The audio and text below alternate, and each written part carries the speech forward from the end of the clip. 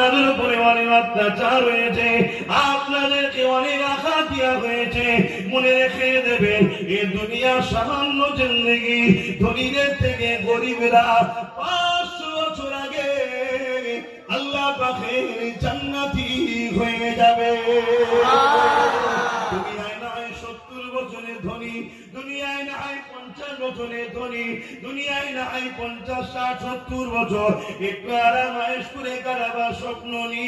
কিন্তু মনে রাখবে, কিয়ামতের কঠিন দিনে যেদিন মাথা রাখবেন দেখতে না, এক হাত করে আল্লাহ সূর্যকে নামিয়ে দেবে, মাথার শিরগুলো গলে গলে নাক দিয়ে ঝরে ঝরে পড়বে। ওই কিয়ামতের দিনেতে আল্লাহ পাক ধনীদের থেকে 500 বছর আগে জান্নাতি দিগকে, গরিব দিগকে আল্লাহ পাক জান্নাতি বানিয়ে দেবে।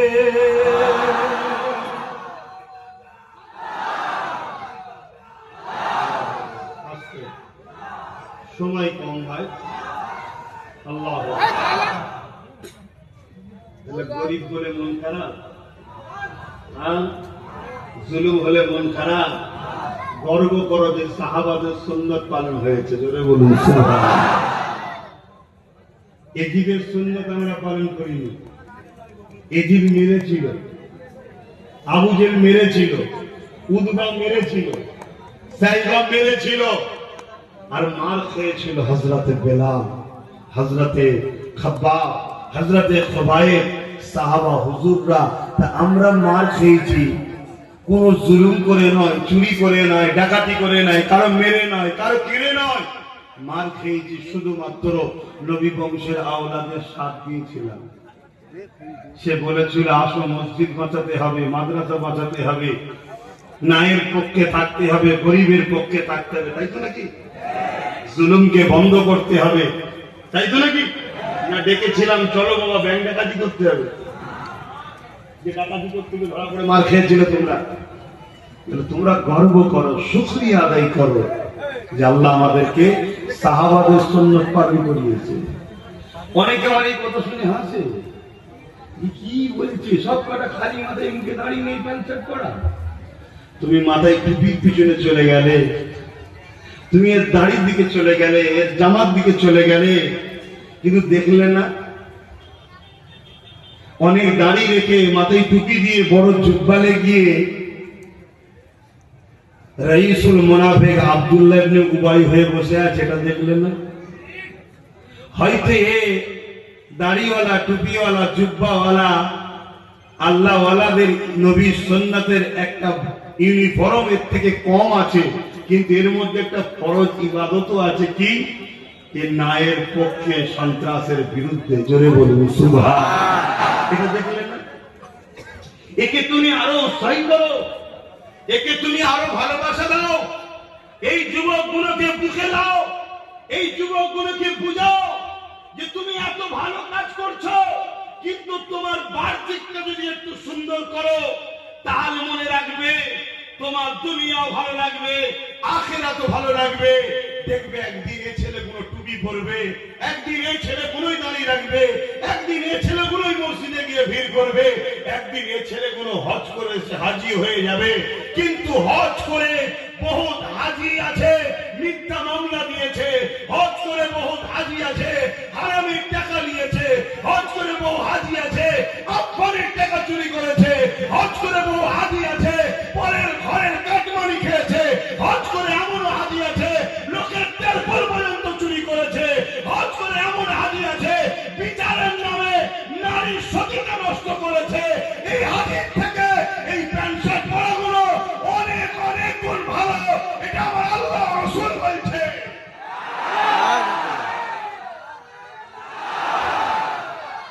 এদের মধ্যে লেবাসে কিছু ভুল আছে, বাহ্যিক কিছু ভুল আছে, কথা বুঝে আসছে না?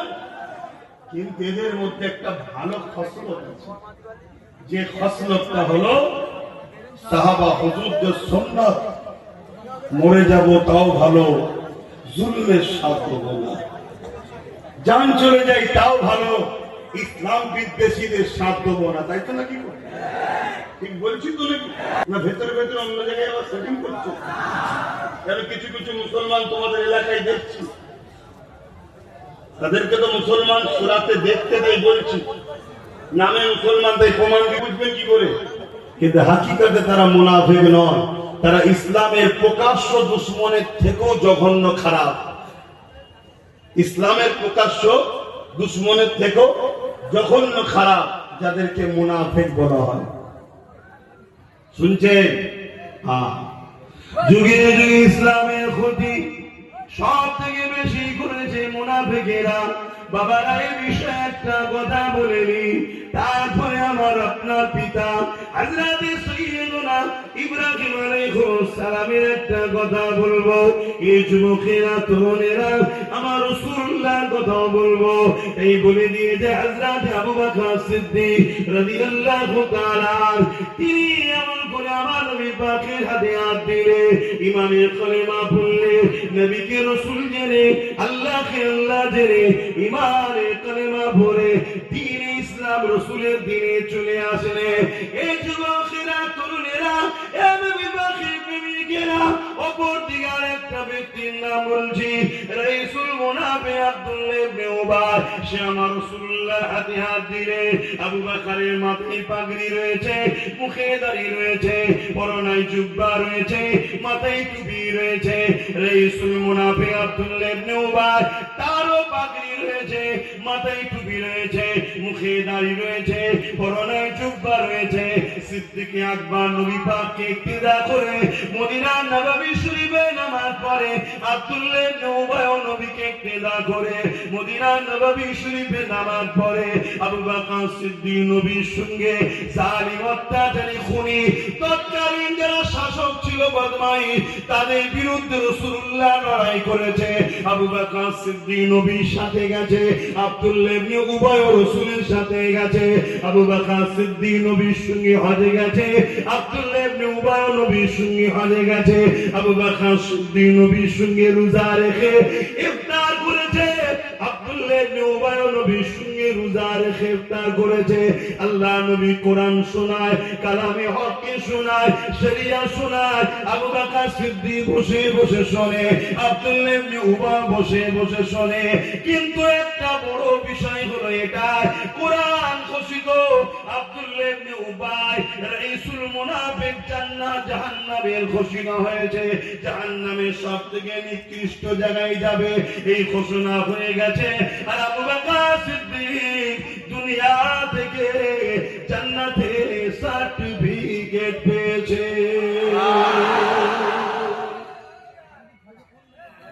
দুজনেরই তো নামাজ, দুজনেরই রোজা, দুজনেরই দাড়ি, দুজনেরই টুপি, দুজনেই হজ করেছে, দুজনেই নবীর হাতে হাত দিয়েছে, দুজনেই নবী শরীফে বসে, দুজনেই নবীকে ইক্তেদা করে নামাজ পড়ে। একজন ঘোষণা পেয়েছে জাহান্নামী, আর একজন জান্নাতি। কারণ কি হলো তোমাদের? আবার উঠে বললে কেন?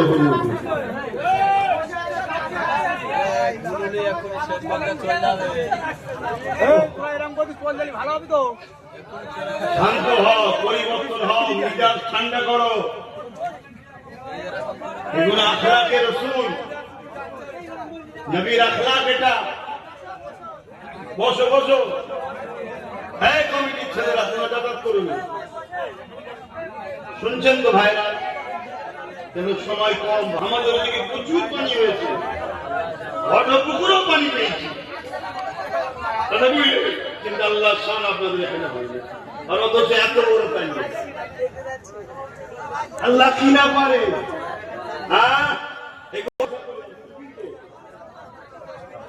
করলাম কোন জায়গায়? এই একটা কাজ সকাল 11টায় টাইম ছিল, যে পৌঁছালাম 12টা। দেখি ওপরে কিছু ছাউনি মেঘলা হয়ে আছে, লোকগুলো সব বসে আছে, দেখলাম ভিড় করে বসে আছে আল্লাহর বান্দা। আর একটু পরে দিকে মেঘলা চলে যায়,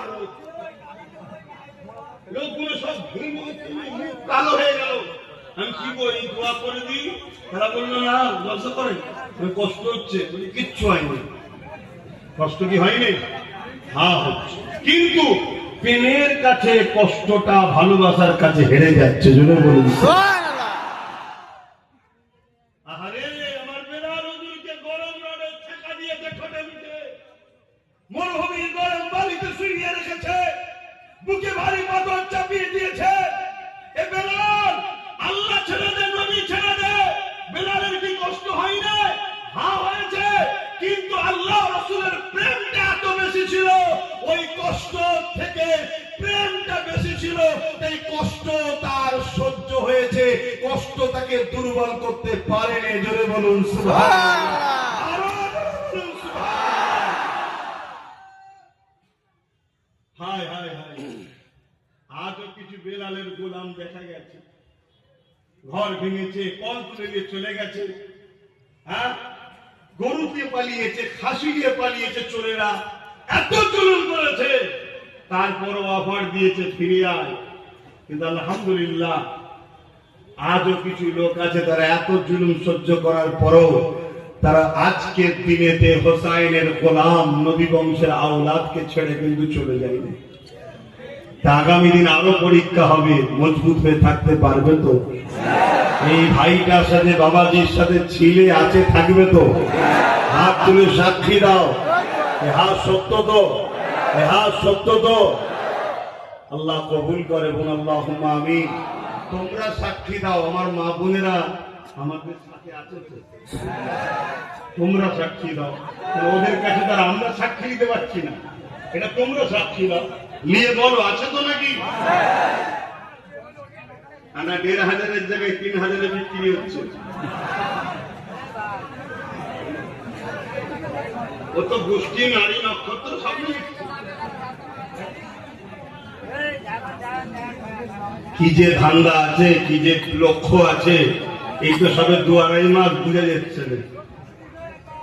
তবে যেটাই করুক, যাই লক্ষ্য দেখো, আমি আজকে বলে যাচ্ছি চ্যালেঞ্জের সাথে, যদি জুলুম করে, জালিম যদি হয়, বেশি দিন নয়, ২-৫ বছর টিকবে কি সন্দেহ আছে? কথা বুঝে আসছে? জুলুম মিটবে না, জালিম বেশি দিন টেকে না। ফেরাউনের জুলুম কম ছিল না, অল্প দিন টিকেছে, মিটিয়ে দিয়েছে আল্লাহ। নমরুদের জুলুম কম ছিল না, আল্লাহ তাকেও মিটিয়ে দিয়েছে। আমরা যুগে যুগে দেখে আসছি, এজিদ ইমাম হোসাইন পাকের সঙ্গে বেয়াদবি করলো, কাবায় গিলাপে আগুন পর্যন্ত ধরিয়ে দিল, এত বড় জালিম ছিল, কিন্তু আমার আল্লাহ ৩টে বছরের মধ্যে তাকে মিটিয়ে দিল। শুনছেন? তোমাদের জালিমটাও ৬ বছরের মধ্যে মিটে গেছে। ৩, আমার ইমাম একজন সময় যে জুলুম করেছিল ৩, আর ইমামের গোলামদের সাথে যারা জুলুম করে ৬। বাবেরা মন্দির শুনে হে যুবকেরা, তরুণেরা, যে কথা বলছিলাম, আল্লাহ তোমাকে আমাকে পরীক্ষা নেবে। এই দুনিয়া তোমার আমার জন্য চিরস্থায়ী নয়।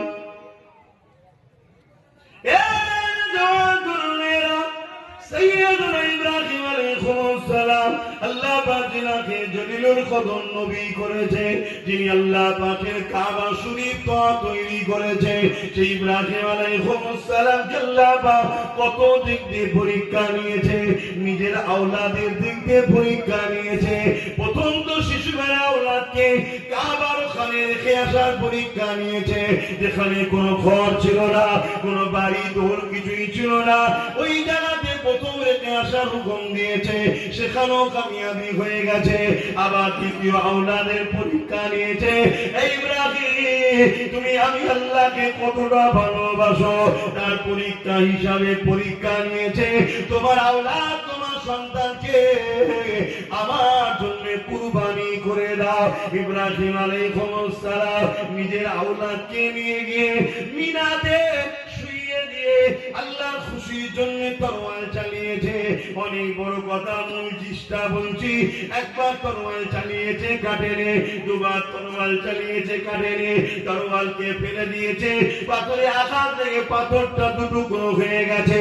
ইব্রাহিম আলাইহিস সালামকে হযরত ইসমাঈল আলাইহিস সালাম বলতে লেগেছে, আব্বা জান, বাপের অন্তরে ছেলের মায়া, এই মায়াতে হয়তো আপনার হাত দুর্বল হয়ে যাচ্ছে, কিন্তু না, আপনি চোখে একটা কাপড় বেঁধে দেন যাতে করে আপনি আমার মুখটা না দেখতে পান।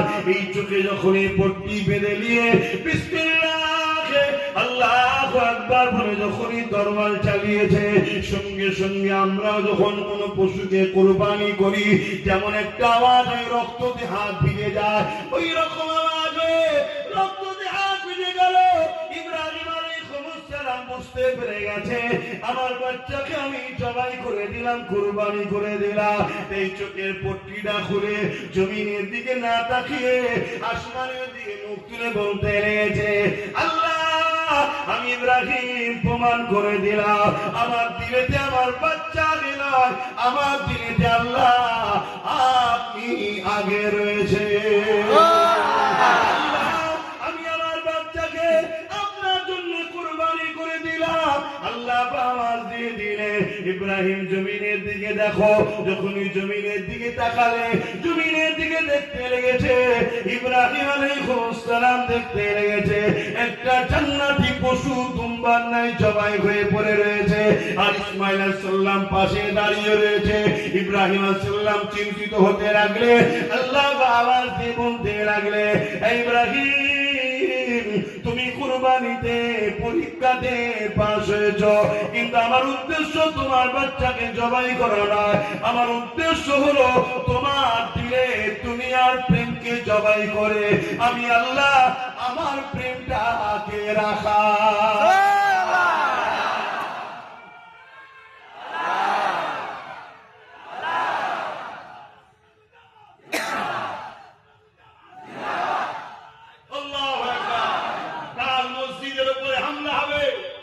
মাদ্রাসার উপরে হামলা হবে, কোরআনের উপরে হামলা হবে, দ্বীনের উপরে হামলা হবে, ইনসাফের উপরে হামলা হবে, নারীদের উপরে হামলা হবে, গরিবদের উপরে হামলা হবে, বিধবাদের উপরে হামলা হবে, আল্লাহর সৃষ্টির উপরে হামলা হবে, আমার দেশের উপরেও হামলা হবে। এই হামলাকে রোখার জন্য আগামী দিন যদি আমাদেরকে কুরবানি হতে হয়, আমরা কুরবানি হয়ে জালিমদের বিরুদ্ধে লড়াই করতে রাজি আছি না। এই ইমানি জজবা রাখতে হবে, এই পাওয়ার রাখতে হবে। আরে ইমাম হোসেন পাক বলেছে, তুমি জুলুমের বিরুদ্ধে দাঁড়াও, অন্যায়ের বিরুদ্ধে দাঁড়াও, অত্যাচারের বিরুদ্ধে দাঁড়াও, খুনিদের বিরুদ্ধে দাঁড়াও, জালিমের বিরুদ্ধে দাঁড়াও, সন্ত্রাসের বিরুদ্ধে দাঁড়াও। আমি হোসেনকে দেখো, আমি রাসূলের নওয়াজা, জান্নাত আমার নবীর, দুনিয়া আমার নবীর, আখিরাত আমার নবীর, সবকিছু আল্লাহ বানিয়েছে আমার নানার জন্য, এবং দুনিয়া থেকে আমি জান্নাতের সার্টিফিকেট পেয়েছি।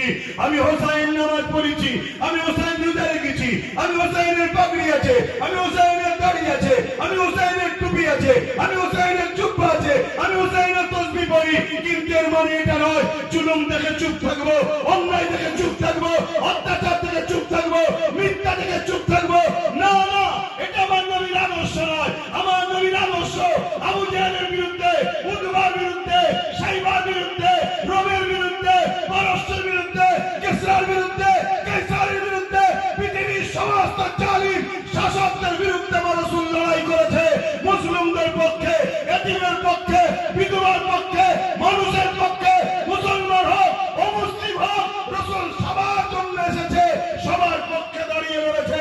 তাই আমি হোসেন বলে যাই, তুমি ন্যায়ের পক্ষে দাঁড়িয়ে লড়ো, অন্যায়ের বিরুদ্ধে দাঁড়িয়ে দাঁড়াও, ন্যায়ের পক্ষে দাঁড়াও, অন্যায়ের বিরুদ্ধে দাঁড়াও। আমার আল্লাহ তোমাকে নিরাশ করবে না। হয় হোসেনের কাতারে শহীদ দিয়ে আমার সঙ্গে জান্নাত দেবে, না আমার সাথী যারা বিজয় হয়েছে তাদের কাতারে গাজী করে জান্নাত দেবে। জোরে বলুন সুবহানাল্লাহ। জোরে বলুন সুবহানাল্লাহ। ভাইরা আমার, আমাদের জন্য এই দুটো রাস্তা, আর মুনাফিকের জন্য আরো রাস্তা আছে। আমাদের জন্য মনের মধ্যে শহীদের তামান্না রাখতে হবে। শহীদ কি গো, আল্লাহ যদি দেয় নেবে না? হ্যাঁ? কিন্তু আমাদের অত বড় কপাল কি জানি না। আমাদের কপাল যত বড় হবে কি আমাদের জানা না, কিন্তু শহীদের মাকাম কত। আহা, শহীদদের ঘরে আল্লাহ বেহিসাব জান্নাত দেবে। জোরে বলুন সুবহানাল্লাহ। গাজীদেরও জান্নাত, কিন্তু হিসাব দিতে হবে, তারপরে জান্নাত। কথা বুঝে আসছে? তাহলে আমি একটা কথা বলতে গিয়ে এদিকে চলে এলাম, মুনাফিক আর মুমিন দুদিকেই দাঁড়িয়ে, তাহলে দুদিকেই টুপি, দুদিকেই নামাজ, দুদিকেই রোজা, দুদিকেই হজ। আর কারবালাতেও ঠিক এরকমই ছিল। এজিদের তাবুতও আজান হয়েছে, হোসাইন পাকের তাবুতও আজান হয়েছে। এজিদের দিকেও কি বলে কলেমা পড়া মুসলমান, হোসাইনের দিকেও রয়েছে কলেমা পড়া মুসলমান। এজিদের দিকেও মুফতি, মৌলানা, আলেম, হাফেজ রয়েছে, হোসাইন পাকের দিকেও আছে। এবং এজিদের দিকে সংখ্যাটা হলো 13,000। কত? 13,000। কিছু লোক কিছুদিন আগে বলছিল না, হ্যাঁ ওর সাথে কজন আছে, হ্যাঁ এরকম বলছিল না? আরে সংখ্যাতে যেমনি, সংখ্যাতে যদি যাও তাহলে তো এজিদ হক হয়ে যাবে, হোসাইন ভুল হয়ে যাবে। কেন? হোসাইনের দিকে মাত্র 52 জন, আর মহিলা বাচ্চা নিয়ে 72, মাত্র 52 জন, 52 জন। আর এজিদের দিকে শুধু মুফতি ছিল 3,000, আলেম ছিল 7,000, হাফেজ ছিল 3,000। তাহলে এজিদকে হক বলবেন নাকি? হ্যাঁ, তোমাদের এলাকায় অনেক শয়তান এসব প্রচার করতো, হ্যাঁ। আবার কিছু কিছু হুজুর কিছুদিন আগে বেরিয়েছিল, বাপ রে বাপ, কাবাইকে নাকি দোয়া করছে জালিমের জন্য। घर में आग लगी है घर की चराग से, घर में आग लगी है घर की चराग से। এ কমকে কখনো কেউ মিটাতে পারেনি। যতদিন ক্ষতি হয়েছে, যতটুকু হয়েছে, ঘরের লোকেরাই গাদ্দারি করেছে। তাই তাহলে দুজনই, একজন দুজনের মাথায় পাগড়ি, দুজনেরই দাড়ি, দুজনেরই টুপি, দুজনেরই জুব্বা, দুজনেই নবীর হাতে হাত দিয়েছে। একজন আবু বকর সিদ্দিক আর একজন আব্দুল্লাহ ইবনে উবাই। একজন জান্নাতের সংবাদ পেল, একজন জাহান্নামের সংবাদ পেল। কারণ কি? হ্যাঁ, হযরত আবু বকর সিদ্দিককে জিজ্ঞাসা করা হলো, ও হযরত আবু বকর সিদ্দিক কারণটা কি? হযরত আবু বকর সিদ্দিক বলল, হে আমার নবীর অনুসারীরা, হে আমার নবীর সাহাবারা, বাবারা শুনে রেখে দাও, রেখে দাও। আব্দুল্লাহ ইবনে উবাই যা রয়েছে, আমি আবু বকরও তাই রয়েছে, কিন্তু আমার যা আছে ওর মধ্যে তা নাই। কি আপনার আছে ওর নাই, কিন্তু ওর যা আছে আপনার রয়েছে। এটা খুলে বলুন। হযরত আবু বকর সিদ্দিক বললে, ওর নামাজ আছে আমার আছে, ওর রোজা আছে আমারও আছে, ওর হজ আছে আমারও আছে, ওর দাড়ি আছে আমারও আছে, ওর টুপি আছে আমারও আছে, ওর পাগড়ি আছে আমারও আছে। ও নবীর পিছনে ইক্তেদা করেছে, আমিও করেছি। ও নবীর সাথে জিহাদে গেছে, আমিও গেছি। ও নবী পাকের সঙ্গে হজে গেছে, আমিও গেছি। এই দিকে ওর যা আছে সব আমারও রয়েছে, কিন্তু আমার যা চোর তা নাই। কি আপনার আছে ওর নাই? হযরত আবু বকর সিদ্দিক বললেন, আমি এখান থেকে রাসূলুল্লাহকে ভালোবাসি, ও এখান থেকে ভালোবাসে। অর্থাৎ আমার দিলে আল্লাহ নবীর প্রেম ঈমান আছে, ওটা ওর নাই। ও দুনিয়াকে ধোঁকা দিবার জন্য মুসলমান ছেলে আছে, কিন্তু আমার দিলের মধ্যে আল্লাহ নবী সবার আগে আছে।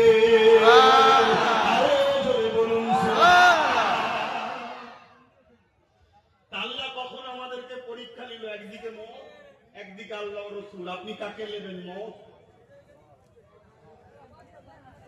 বলুন বলুন, মানে জান বাঁচাবার অফার, আর একদিকে আল্লাহ রাসূল, আপনি কাকে নেবেন? এটা পরীক্ষা। এই পরীক্ষা নিয়েছে সাইয়্যিদুনা ইব্রাহিম আলাইহিস সালামকে, এই পরীক্ষা নিয়েছে সাহাবা হুজুরদেরকে, এই পরীক্ষা নেওয়া হয়েছে ভারতবর্ষের মুখে আমার আপনার প্রিয় মুর্শিদ মুজাদ্দিদুজ্জামানকে, এই পরীক্ষা নেওয়া হয়েছে হযরত মুজাদ্দিদ আল-ফাসানিকে, এই পরীক্ষা নেওয়া হয়েছে সুলতান হিন্দ গরিব নওয়াজকে। মনে রেখে দিও, যুগে যুগে তারা মুসলিমদের দিকে ছিল, জালিমদের দিকে তারা যায়নি। আজকের দিনে আমাদেরকে আল্লাহ পরীক্ষা নেবে, আমাদেরকে ধৈর্য করতে হবে, সবার করতে হবে, ঐক্য হতে হবে, লক্ষ্য স্থল ঠিক রাখতে হবে, ডায়ে বায়ে চলে গেলে হবে না। শুনছেন তো? লক্ষ্য টার্গেট ঠিক রাখতে হবে। অনেকে ধৈর্য নেই, লক্ষ্য ছিল গরম ভাত খাবো, ধৈর্য নেই, দেরি হচ্ছে বলে পান্তা ভাত খাওয়া শুরু করবে।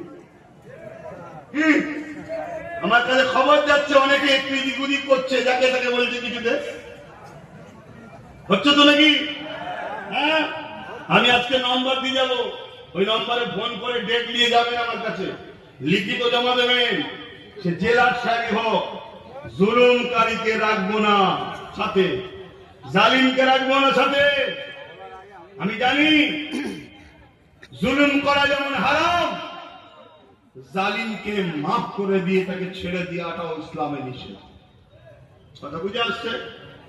তাহলে জুলুমের বিরুদ্ধে লড়তে হবে, কিন্তু জুলুমের বিরুদ্ধে লড়তে গিয়ে নিজে যেন জালিম না হয়ে যায়, এটাকেও মাথায় রাখতে হবে। তো ভাইরা আমার রাসূল পাক সাল্লাল্লাহু আলাইহি ওয়াসাল্লাম এই জমিনের উপরে অন্যায়, অত্যাচার, জুলুম, রাহাজানি, খুন, সন্ত্রাসী, দাঙ্গা ফাসাদ পৃথিবীর বুকে ছেয়ে গিয়েছিল, অশান্তির দাবানলে পৃথিবী জড়িয়ে গিয়েছিল। নারীগুলোকে জ্যান্ত পুঁতে দেওয়া হতো, আজকে নারীদেরকে জ্যান্ত পুঁতা হয় না। আজকে নারীদের ঘরে ধরে নিয়ে যে তাদেরকে মানব নবী পশুরা তাদেরকে লুচে লুচে খাচ্ছে, তাদেরকে অত্যাচার করছে, তাদেরকে রেপ করে হত্যা করছে। সেদিনের শাসক ছিল এজিদ, সেদিনের শাসক ছিল আবু জেহেল, উতবা, সাইবা। তারা এই অত্যাচারী নারীদেরকে যে অত্যাচার করে এদের বিচার করতে পারে না। আজকে তাদের উত্তরসূরিরা বসে আছে, আজকেও নারীদের উপরে যারা জুলুম করছে, তাদের অত্যাচার আজ যারা করছে, তাদেরও বিচার আজকের এরা করতে পারছে না। কেন করতে পারছে না? একটাই কারণ, আমরা ঘুমিয়ে আছি তাই। আমাদের উলামাদের জাগতে হবে, আমাদের ইমামদের জাগতে হবে। আমি সম্মানের সাথে আলেম উলামা মুফতি মাওলানাকে আহ্বান জানাচ্ছি, একটু ভেবে দেখুন, যদি ওমরে ফারুক আত্মাক পৃথিবী চালায়, আমার মসজিদের ইমামই করে, আত্মাক পৃথিবী চালায়, মসজিদের ইমামতি করে, উমর ফারুক যদি মসজিদের ইমাম হয়, আত্মাক পৃথিবী চালাতে পারে, আমার ইমাম ভাইরা আপনারা ইমাম হয়ে কেন একটা পঞ্চায়েতের প্রধান হতে পারবেন না? বলুন, কেন হতে পারবেন না? কে আপনাদেরকে শিখালো যে এইদিকে থাকা যাবে না, ওদিকে যাওয়া যাবে না, রাজনীতির কথা বলা যাবে না? এটাই তো ধ্বংসের কারণ। আজকে কলিকাতা এয়ারপোর্টের মসজিদে নামাজ বন্ধ, যাও না কোন মায়ের বেটা যখন সেদিন যেমন চুচুড়াতে মসজিদে তালা মেরা দিয়েছিল বিগত সরকার, মাদ্রাসা বন্ধ করে দিয়েছিল বিগত সরকার। অনেক আন্দোলন হয়েছে, অনেক কিছু হয়েছে, কেউ খুলতে পারেনি। ওয়াম্মা বিনিআমাতি রাব্বিকা ফাহাদ্দিস, আল্লাহ শুকরিয়া আদায় করে বলছি, আন্দোলন করতে গেছি একদিন তালা খুলে নামাজ আসর ও মাগরিবের পরে তারপরে ঘরে এসেছিলাম। এই বাপের বেটা ইনশাআল্লাহ বলে যাচ্ছি। কিন্তু সেদিন আমি বলেছিলাম, আজ থেকে 7 বছর আগের কথা, কি আর একটু বেশি, 8 বছর আগে, সেই দিন থেকে আমি বলেছিলাম যে দেখো, রাজনীতি করার রাজনীতির থেকে কোনো শখ নেই, পেশা নেই, আর কিছু অভাবও আমার নেই, কিন্তু মসজিদকে তালা মারছে কে? সরকার। মসজিদে নামাজ বন্ধ করছে কে? সরকার। তো সরকার তো আমার ফতোয়া বুঝবে না, সরকারকে তো আর যদি বলে তোর মাথায় খুঁজে মাথা ফেটিয়ে ফেলবো, ওটাও তো বুঝবে না। সরকার বোঝে আইনের ভাষা, সরকার বোঝে পাওয়ারের ভাষা। সেই দিন থেকে আমি বলেছিলাম যে আগামী দিন মসজিদ বানাচ্ছ, মাদ্রাসা বানাচ্ছ, কবরস্থান নিরাপদে রাখতে যদি চাও, রাজ পাবার দরকার আছে। কিন্তু আমার কথা তো গুরুত্ব দিলে না। আজকে 91% মুসলমান ভোট দিলে, যে বলেছিল কোরআন মিটে যাবে তাকে ভোট দিলে, সে 86টা পেল, 86টা 86 হাল হয়ে গেল। তা না হয়ে আজকে যদি 8টা 10টাও আমার দিকে থাকতো, তাহলে কলকাতার মসজিদে লড়াই হতো না? হতো না? তারপরেও লড়াইয়ের চিন্তা ভাবনা নিয়ে প্রস্তুত নিচ্ছি, চলছে কাজ। কিন্তু দুঃখ লাগছে কি, মসজিদের সভাপতি বলছে আন্দোলন করতে হবে না, রাস্তায় নামতে হবে। বলুন গাদ্দার কোথায়? বলুন। আর এই যখনই বলবো গাদ্দারের চালারা, তখন আমার পিছনে মিডিয়াতে শুরু হয়ে যাবে। কথা বুঝে আসছে না? না লাভ। ওই জন্যই বলছি বাপ, মুসলমানকে চিনতে বড় মুশকিল হচ্ছে। তাই প্রত্যেক জায়গায় বলছি, তুমি যদি আমার হও, আমি তোমার জন্য হব। তা তুমি কি আমার? যদি আমার হও, তার দলিল কি আছে? তার প্রমাণ কি আছে? হ্যাঁ, আজকে এয়ারপোর্ট মসজিদের জায়গায় হয়েছে। মসজিদের, এয়ারপোর্টের জায়গায় মসজিদ হয়নি, মসজিদের জায়গায় এয়ারপোর্ট হয়েছে। ঠিক আছে, রানওয়ে বাড়ানো দরকার, হ্যান দরকার, ফান দরকার। অবশ্যই দেশের উন্নতির পক্ষে আমরা, ঠিকই তো নাকি? দেশের কোনো ক্ষতি হবে এটা নয়, কিন্তু দুনিয়ায় তো আরো জায়গা আছে। শুধু মুসলমানদের মসজিদটাই নজর করছে কেন? অনেক রাস্তার উপরে তো অনেকের অনেক কিছু আছে, সেগুলো নজরে পড়ে না তো। রাস্তার বীজখানে আছে, পুরো বীজখানে কই নজরে পড়ে না তো। শুধু আমাদের টার্গেট কেন? একটাই কারণ, জানে এ জাতির হয়ে লড়াই করার কেউ নাই। এ জাতি যারা নেতৃত্ব দিচ্ছে, তাদের বেশিরভাগটাই তো জালিমরা জানে আমাদেরই। তাই তো আজকে যা খুশি করছে। এখনো সময় আছে, সংগঠিত হও, ঐক্যবদ্ধ হও, একতা হও। কারোর উপরে জুলুম করার জন্য নয়, কারো বিরোধী করার জন্য নয়। একতা হব অন্যায়ের বিরুদ্ধে লড়াইয়ের জন্য, সত্যেরকে বাঁচাবার জন্য, ন্যায়ের পক্ষে থাকার জন্য, মিথ্যাকে মিটাবার জন্য। ঐক্য হও। আমাদের লড়াই কোন ধর্মের বিরুদ্ধে নয়, আমাদের লড়াই হলো সন্ত্রাসের বিরুদ্ধে।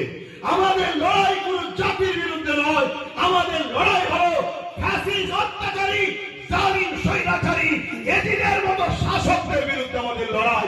যে লড়াই ইমাম হোসেন পাক করে দেখিয়েছে, ও লড়াই আগামী দিন আবার হবে। বিশাল লড়াই হবে। ওই লড়াইয়ে তোমরা লড়তে রাজি আছো? যদি রাজি থাকো, ঐক্যবদ্ধ হও, একতা হও। দেখো কার পিছনে দাঁড়াতে হবে সেটা ভাবো। কেন নতুন করে তোমাদেরকে আবার বিভিন্ন দিকে, ওই বললাম না, পড়াই ছিলাম, চুলোই পড়ে গেছি। চুলো থেকে উঠা যাবে না? যাবে না?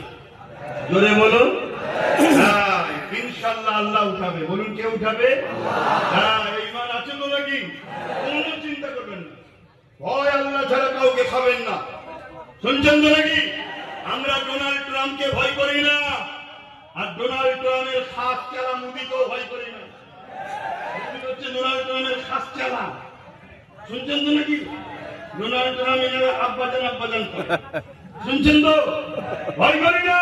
আর আমার বাংলার যিনি বসেছেন শুভেন্দু অধিকারী, তাকেও ভয়। জোরে বলুন।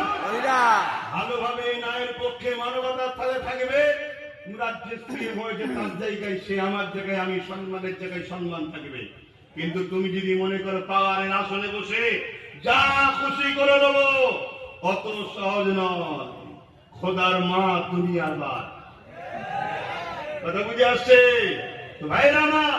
তাই আপনাদেরকে বলবো, আল্লাহ ছাড়া কাউকে ভয়, আল্লাহ ছাড়া কাউকে ভয়।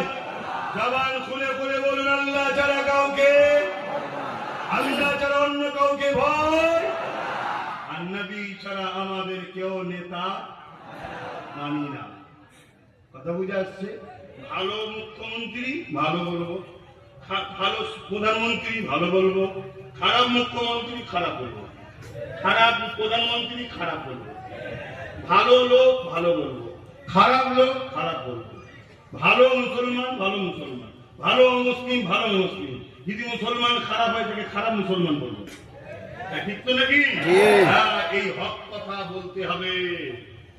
জালিম শাসকের সামনে হক কথা বলা সব থেকে বড় জিহাদ। কথা বুঝে আসছে? হক কথা বলো, কিন্তু বলার আগে কিছু কাজ আছে তো নাকি? সেই কাজগুলো করো।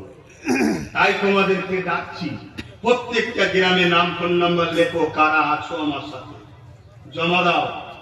দিন যখন হবে একটা একটা গ্রাম ধরে ধরে ডাকবো, তোমাদের সঙ্গে বসবো, কিছু প্ল্যান পরিকল্পনা বলবো, কিছু আলোচনা, প্রেম ভালোবাসার কথা বলবো।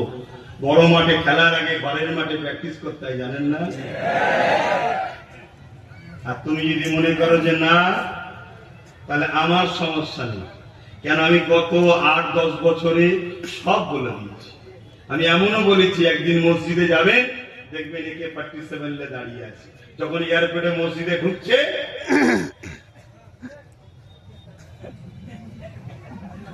এত যখন তেল বলো না যে যাবো, দাম করতে দেবে, শুনছো তো নাকি? কিন্তু এইটা যার হাতে আছে তাকে কন্ট্রোল করতে গেলে কি লাগে? হুজুরের ফুল লাগে? বলবেন তো জুম্মাদির ইমামের খুতবা লাগে? মুরগি জবাই করতে লাগে? কি লাগে? আব্বাস সিদ্দিকী ওইটাই বুঝিয়েছিল, কিন্তু বুঝলেন না। ওইটাই বুঝিয়েছিল যে আসো আসো ঐক্যবদ্ধ হও, তা না করে কোরআনের দুশ্মনকে দিলে 91% মুসলমান কে কোরআনের দুশ্মন, যে বলেছিল কোরআন শেষ হয়ে যাবে আমার উন্নতি। শুনছেন তো? আর আল্লাহ খোদা তাকে এমন শেষ করেছে, তার আপন জনরাই তাকে ছেড়ে পালিয়ে। ঠিক তো নাকি? কিন্তু আপনাদেরকে আর একটা কথা বলে যায়, যারা তাকে ছেড়ে চলে গেছে তারাও কত বড় গাদ্দার, চিন্তা করুন। যে এতদিন ছিলি যার সাথে, বিপদের দিন তাকে ছেড়ে দিবে? তার সাথে থাকতে পারত কি? আমি তার লোক নয়, তারপরেও বলি তাকে ছেড়ে দিবি। আর একটা কথা বলি, তোমাকে আমাকে কতটা ঘৃণা করে এরা দেখো। ওই যে বেরিয়ে চলে গেল যে পার্টটা, সেই পার্টের মাথা তো মেন নেতৃত্ব দিচ্ছে কে দেখো? মুসলমান তো নাকি? মুসলমান নেতৃত্ব দিচ্ছে তো। আবার বলবো সেইগুলা কথা বুঝছেন না, বলেন নেই? ওরা বলতো মুসলিমের কথা বলছি, কথা বলে ঢুকছে সেই দেখো। কেন 91% মুসলমানের ভোটে তো জিতেছি? কমসে কম পদের মধ্যে যারা হবে মাঠে একজনকে বসুক না, না মুসলমানকে দেওয়া যাবে না। তাই আমি যে কথা বলতে চাইছি, আমরা চুলোতে পড়ে গেছি, চুলো থেকে উঠতে হবে তো নাকি? চেষ্টা করতে হবে তো নাকি? চেষ্টা করে আমাদের কাজ, বিজয় কাজ। সাহায্য করবেন কে? নিশ্চিন্তাই থাকুন, আল্লাহ সাহায্য আসবে। জোরে বলুন ইনশাআল্লাহ। কিন্তু আমার বক্তব্য যেটা, চুলো থেকে তোলার তো চেষ্টা করছি, কিন্তু চুলো থেকে উঠে আবার কড়াই পড়ে যাবে না তো? কেন আরো অনেকে কড়ালে ঘুরছে, শুধু তোমাকে আমাকে ফেলবে বলে, মুসলমানকে। শুনছেন না? কড়ালে ঘুরছে, আয় আমার দিকে, আয় আমার দিকে, আয় আমার দিকে আয়। কেন রে বাবা? তোর কড়াতে তো 28 বছর ছিলাম, তোর কড়াতে তো 34 বছর ছিলাম, তোর কড়াতে 15 বছর ছিলাম, আবার তোর কড়াই যাবো কেন? এখন কোন কড়াতে আর নয়, নিজেদের পায়ে দাঁড়াতে হবে। রাজি আছেন? কারা রাজি আছেন হাত ধরে আরেকবার সাক্ষী দেন। কথা ঠিক তো? নিজের এলাকায় প্রমাণ করতে হবে, প্রত্যেকটা গ্রাম, প্রত্যেকটা জায়গা যেন আগামী দিন পায়। আর কিছু মুসলিম মুনাফিক রয়েছে, তারা এখন আবার কোরআনের দুশমন, মসজিদের দুশমন, মাদ্রাসার দুশমন, দিনের দুশমনদের সঙ্গে আমার ঝান্ডা নিয়ে ঘুরছে। জানতে হবে এরা প্রকাশ্য হয়ে গেল, এরাও হলো মুনাফিক, ইজিদি মুসলমান। ঠিক না বেঠি? এক সময় তো কম, মাগরিবের দিকে যাচ্ছে, আসেন একটু সালাম পড়ে লিয়া নবী।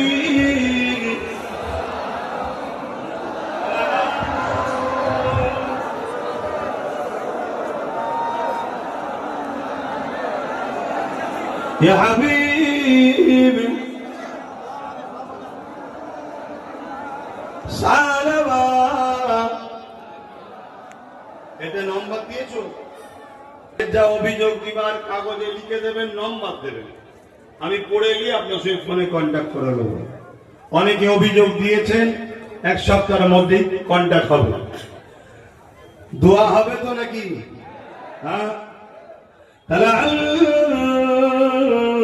বদর আলাইনা মিন শরিয়াতিল ওয়াদাই ওয়াজাবা শুকরা আলাইনা মাদালিল্লাহ আইদাই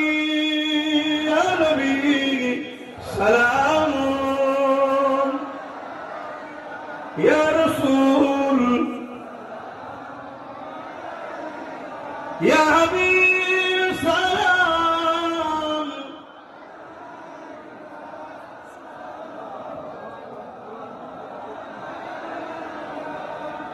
একটা কথা মনে পড়েছে, একটু দাঁড়িয়ে দাঁড়িয়ে বলে দিই। আল্লাহ নবী একটা চিঠি পাঠালেন সাহাবা হুজুরদের হাতে, পারস্যের সম্রাটের হাতে। পারস্য হলো এমন একটা দেশ, এত বড় এলাকালি তারা ছিল, তাদের সূর্য ডুবতো না। পৃথিবীর একটা সময় আমেরিকার মতো দাদা ছিল। সে পারস্য এত লোক উঠছে, ভেঙে যাবে না তো? তোমরা এখানে কি করছো? কমে দিচ্ছে আর মোবাইল করছো, চলো তোমরা তো খেদমত করবে, আর যদিও দাঁড়াও মোবাইল করছো কেন? শুনছেন ভাই, মেহমান এলে বাড়িওয়ালা যদি সেজে বুঝে বাবু হয়ে বসে থাকে, প্লেট নিয়ে মানায়, তোদের বাড়িতে এসেছে সব মেহমান, তোরা এখন বাবু হয়ে বসে থাকলে হবে? তোদের খেদমত করতে হবে। তো পারস্য সম্রাট, ওরে বাবা অনেক সময় চলে যাচ্ছে, সে কি করেছে, চিঠিটাকে খুব ভালো করে শোনেন, পড়ে নিয়ে টুকরো টুকরো করে ছিঁড়ে ফেলেছে। চিঠিতে কি ছিল? আল্লাহ নবীর পক্ষ থেকে মেসেজ, এ পারস্য সম্রাট, তুমি তোমার প্রজাদের উপরে জুলুম বন্ধ করো। কথাটা ভালো না খারাপ? নারীদের উপরে অত্যাচার করো না, তোমার যারা অধীনস্থ প্রজা আছে তাদের উপরে জুলুম বন্ধ করো। রাজ ক্ষমতা নিয়ে মানুষের উপরে জুলুম করছো, এটা অন্যায়, বন্ধ করো। এটা আমার রাসূলুল্লাহ দিয়েছে। ক্ষমতা রয়েছে, ক্ষমতাটা পাওয়ার থাকে না, অহংকার থাকে না, থাকে না? হ্যাঁ, থাকে তো নাকি? যেমন বিগত সরকার ক্ষমতার জোরে বলতে বলতে বলতে বলতে এমনও বলে ফেলছে কোরআন মিটে যাবে, ঠিক না? আর আজকের সরকার ইও ক্ষমতার জোরে বলতে বলতে বলতে বলতে বলছে দুর্বল সরকার মনে করুনি। আরে এমন কিছু নয় রে বাবা, একটা ফুসকুড়ি হবে, সারাবার ক্ষমতা নেই। বেশি লাভালাভি করো না, মালিক দিয়েছে ভালোভাবে থাকো, মানুষের সঙ্গে ইনসাফ করো, ন্যায় প্রতিষ্ঠিত করো, কলকারখানা করো। কথা বুঝে আসছে? বিগত বছর থেকে কংগ্রেস, বাম, টিএমসি সবাই মিলে আমাদেরকে শুনিয়েছে বিজেপি আমাদের দুশ্মন। দিত নাকি? তুমি প্রমাণ দাও মুসলমানদের দুশ্মন আমি নয়, তাহলে এরা মিথ্যা প্রমাণ হয়ে যাবে। তা না করে তুমি যদি সেই কাজ করতে যাও তাহলে ওরা সত্য হয়ে যাবে। তো সুযোগ যখন পেয়েছো প্রমাণ দাও। তা না করে তুমি মুসলমানদের মসজিদ টসজিদে একই জিনিস হয়ে গেল, ওরা যা বলছে ঠিকই বলেছে তাহলে মনে হবে তো। তাহলে এরা বোকার মতো কাজ করলে হবে? ভালোভাবে কাজ করতে হবে। আশা করছি এখানে সরকারের লোক আর রয়েছে, রিপোর্টে যদি যায়, যদি সরকারের শুধরাই তো ভালোই হবে, কি? আর না শুধরালে আর একবার লাগতে হবে। কিন্তু কাকে নিয়ে লাগবো সেটাই তো বুঝতে পারছি না। কেন এরাই তো বলছে আন্দোলনের রাস্তায় নেবনি, কি আমার মসজিদ চলে যাবে, এই বলছে যেও না। তাহলে কিছু তো একটা ব্যাপার আছে, যাক কত ডিপে যাচ্ছেন। তো পারস্য সরকার ওই রেগে গিয়ে চিঠিটাকে কুচি করেছে, পাওয়ারের ক্ষমতা দেখিয়েছে। সাহাবীর মনে বড় কষ্ট হয়েছে, রাসূলকে এসে বলছে, হুজুর অন্য অন্য দেশের সরকাররা চিঠি নিয়েছে, কি করবে না করবে তাদের ব্যাপার, পরে যারা